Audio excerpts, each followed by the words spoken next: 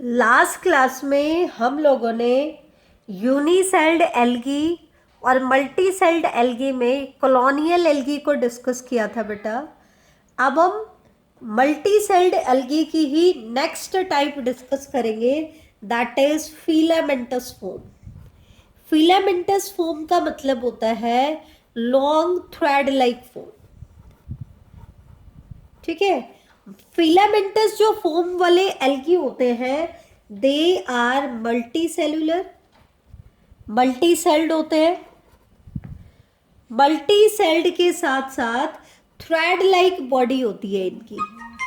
कैसी होती है? थ्रेड लाइक बॉडी होती है। इनके अंदर भी फर्दर 3 टाइप्स में हम इनको डिवाइड करेंगे बेटा। कौन कौन सी टाइप है? या तो फिलामेंटस में अनब्रांच्ड कंडीशन प्रेजेंट होगी, या फिर सिंपल ब्रांच्ड कंडीशन होगी, सिंपल ब्रांच्ड, या फिर बेटा कॉम्प्लेक्सिटी और ज्यादा हो जाए तो ये बनाता है हेट्रोट्राइकस फिलामेंट। क्या बनाएगा? हेट्रोट्राइकस फिलामेंट बनाएगा। तो हमने क्या कर दिया बेटा, फिलामेंटस फॉर्म को ही फर्दर 3 कैटेगरी में डिवाइड कर दिया। अनब्रांच्ड, कि कोई ब्रांचिंग ना हो, अनब्रांच्ड आपका फिलामेंट हो, या फिर ब्रांच्ड को हमने फर्दर 2 कैटेगरी में डिवाइड कर दिया है, simple branched and heterotrichous filament. Unbranched के एग्जाम्पल है, मेनली इनमें हमें एग्जाम्पल ही पढ़ने हैं बेटा।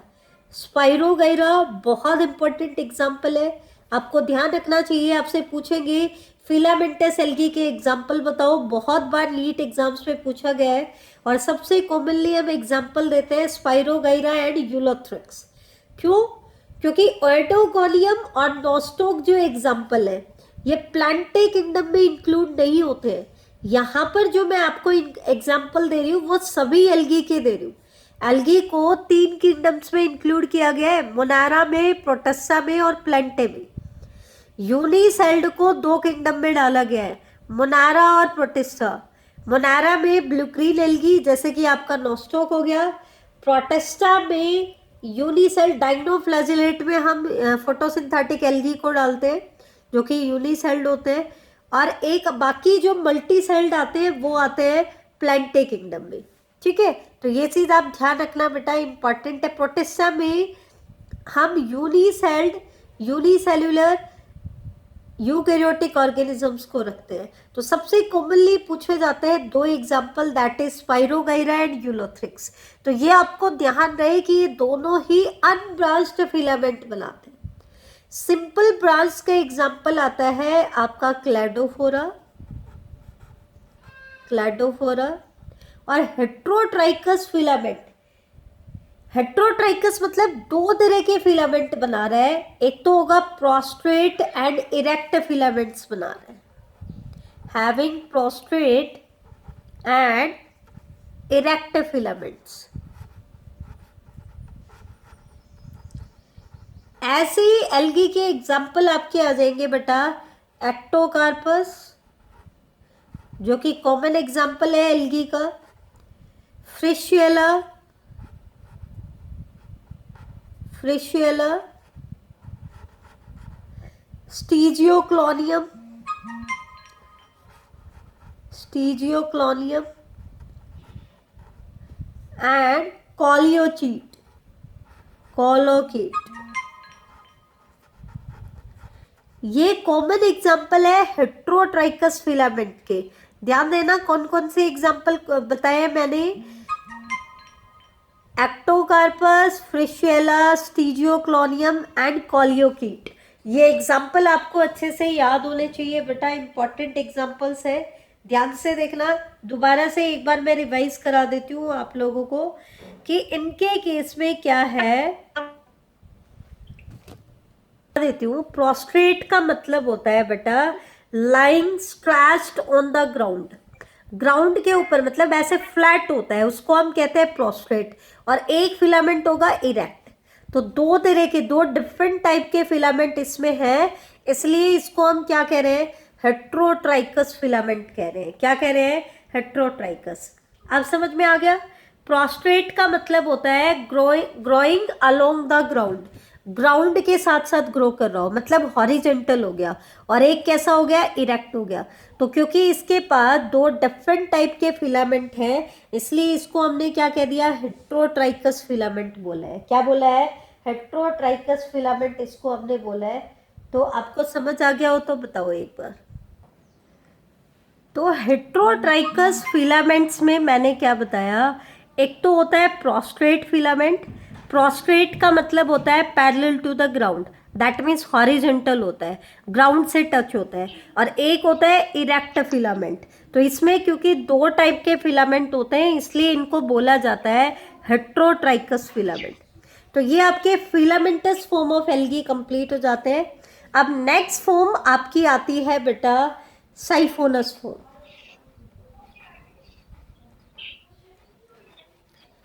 साइफोनस जो मल्टी सेल्ड कंडीशन होती है, तो ये एक चीज तो हमें क्लियर है ही कि साइफोनस में जो थैलस होता है वो मल्टी सेल्ड होता है, लेकिन मल्टी सेल्ड के साथ साथ इनके केस में, साइफोनस के केस में ध्यान रखना इकलौती कंडीशन आई है, मल्टी सेल्ड के साथ साथ मल्टी न्यूक्लिएटेड थैलस भी होता है। कैसा थैलस होता है, मल्टी न्यूक्लिएटेड थैलस होता है। ध्यान रखना एक ही सेल में मोर देन वन न्यूक्लियाई होते हैं, और मल्टी न्यूक्लिएटेड के लिए हम वर्ड यूज करते हैं हमेशा सीनोसाइटिक। यह आपने फंगाई में भी पढ़ा था, सीनोसाइटिक हाइफे। सीनोसाइटिक वर्ड का मीनिंग होता है मल्टी न्यूक्लिएटेड। कैसा होता है, मल्टी न्यूक्लिएटेड। और वहां पर भी हमने पढ़ा था मल्टी न्यूक्लिएटेड कंडीशन क्यों बनती है, बिकॉज दे लैक सेप्टा।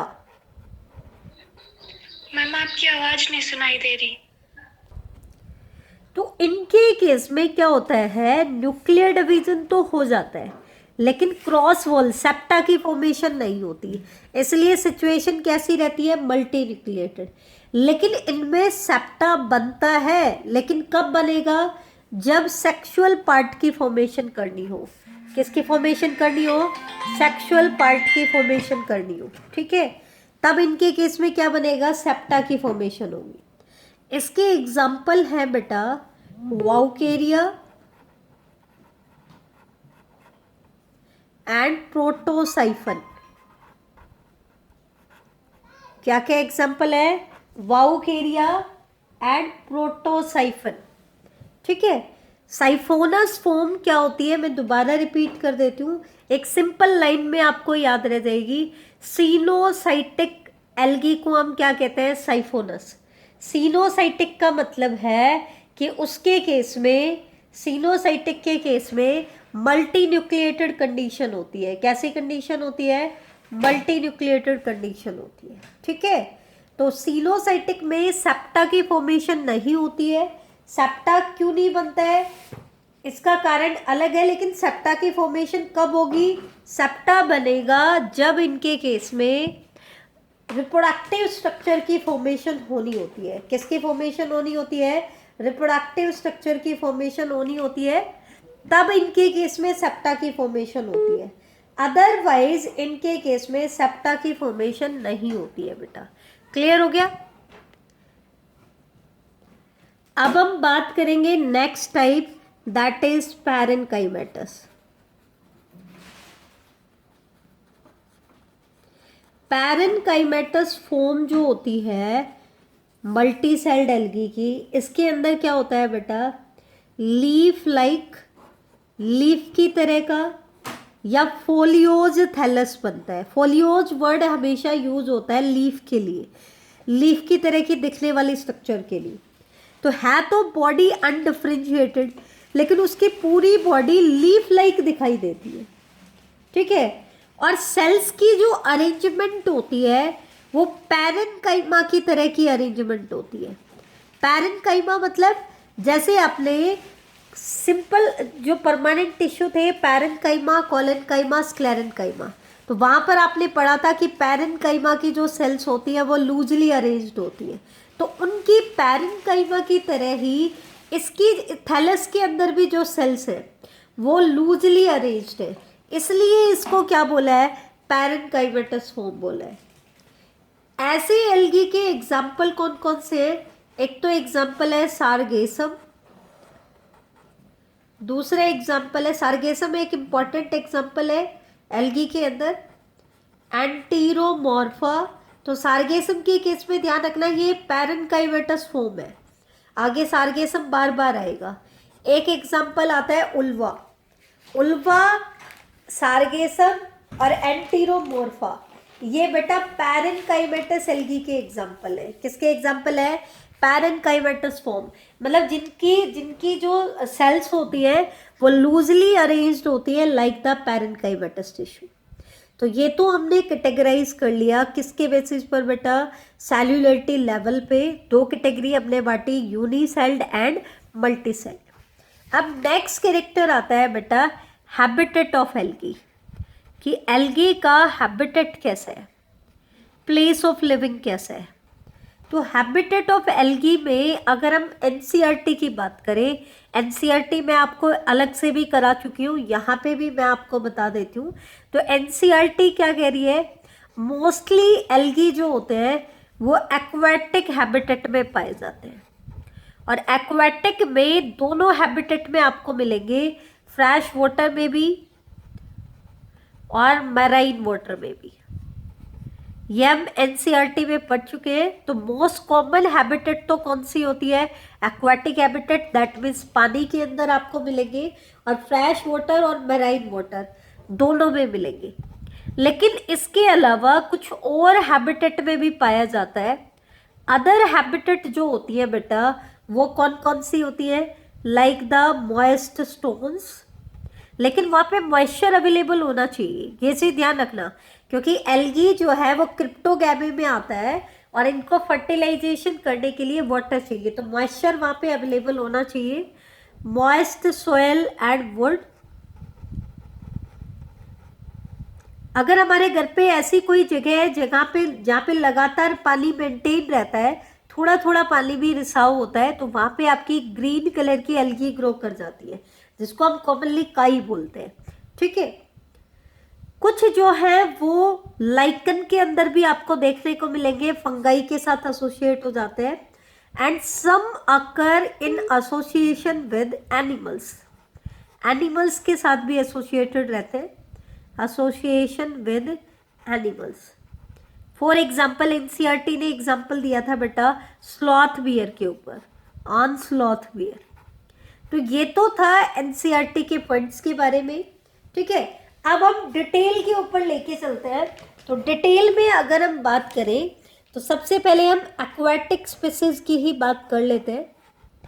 तो एक्वाटिक स्पीसीज की अगर हम बात करें तो हमने क्या कहा, दोनों हैबिटेट में आपकी एल्गी देखने को मिलती है, फ्रेश वाटर एल्गी भी होती है एंड मैराइन एल्गी भी होती है बेटा। दोनों एल्गी फॉर्म आपको देखने को मिलेंगी, फ्रेश वाटर में भी मिलेंगी, मैराइन वाटर में भी आपकी मिलेंगी। तो कॉमनली एग्जामिनर पूछ लेता है, एल्गी के एग्जाम्पल देकर के पूछ लेता है कि ये फ्रेश वाटर एल्गी है या मैराइन वाटर। तो इनके एग्जाम्पल्स इंपॉर्टेंट है, ध्यान से देखना। जाइगोनीमा, ये फ्रेश वाटर एल्गी है। क्लैडोफोरा, ये भी फ्रेश वाटर एल्गी है। स्पाइरोगाइरा एंड यूलोथ्रिक्स, ये मोस्ट कॉमनली पूछा जाता है बेटा। स्पाइरोगाइरा एंड यूलोथ्रिक्स जो है ये फ्रेश वाटर एल्गी है, और ये अनब्रांच्ड फिलामेंट बनाती है, अभी पीछे हमने डिस्कस किया था, ये इंपॉर्टेंट एग्जांपल्स में आते हैं। ऑइडोगोनियम,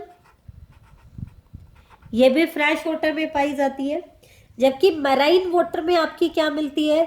सारगेसम, जो हमने अभी अभी डिस्कस किया था पैरेनकाइमेटस फॉर्म में, सारगेसम मैराइन वाटर में मिलती है। उल्वा भी हमने पैरेनकाइमेटस में पढ़ा था, ये भी मैराइन वाटर में मिलता है। पोलीसाइफोनिया, जो कि रेड एल्गी में हमने एग्जाम्पल पढ़ा है, ये आपका मैराइन हैबिटेट में मिलता है। और कॉर्डियम, बेटा आप सभी से रिक्वेस्ट है कि फ्रेश वाटर और मैराइन वाटर एल्गी के एग्जाम्पल आप जरूर याद करें बेटा। सिनोबियम कॉलोनी और पाल्मेला स्टेज इन क्लेमाइडोमोनाज इंपॉर्टेंट है, उनको बेटा आप जरूर जरूर याद करें।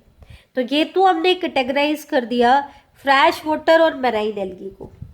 अब बेटा एल्गी वाटर में किस पोजीशन पे मिलेंगे, सरफेस पे मिलेंगे, बीच में मिलेंगे, या बॉटम मतलब डीपर लेयर में मिलेंगे, लास्ट हम कर लेते हैं इसको।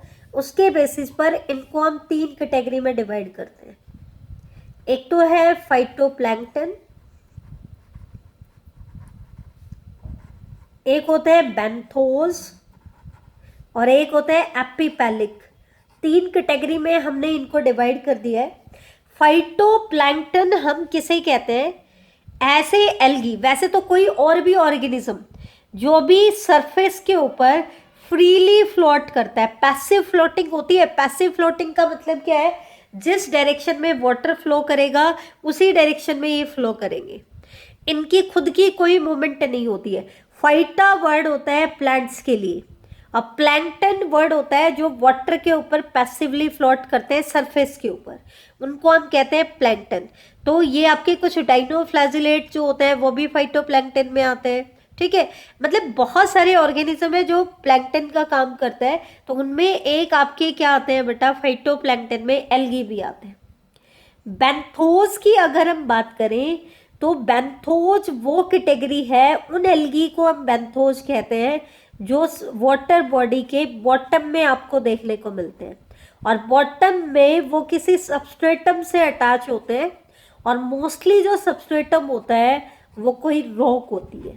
क्या होती है, रॉक होती है। ध्यान देना, ये बॉटम में प्रेजेंट होते हैं और बॉटम में रॉक के साथ अटैच होते हैं। ध्यान रखना, इनकी जो सबस्ट्रेटम होता है वो सबस्ट्रेटम क्या होता है, रॉक होता है, ठीक है। लेकिन एपिपेलिक ये भी सबस्ट्रेटम से अटैच होते हैं, लेकिन इनका जो सबस्ट्रेटम होता है वो सैंड होती है या मड होता है। ये ध्यान रखना बेटा, दोनों में थोड़ा थोड़ा डिफरेंस है।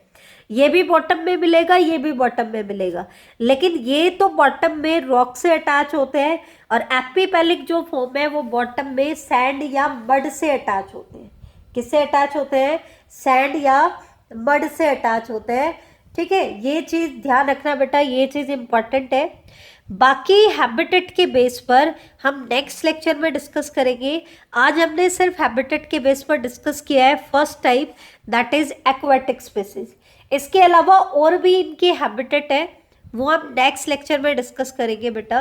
तो अगर आज के लेक्चर से रिलेटेड कोई भी डाउट आपको है तो आप पूछ सकते हैं, डिस्कस कर सकते हैं, ठीक है।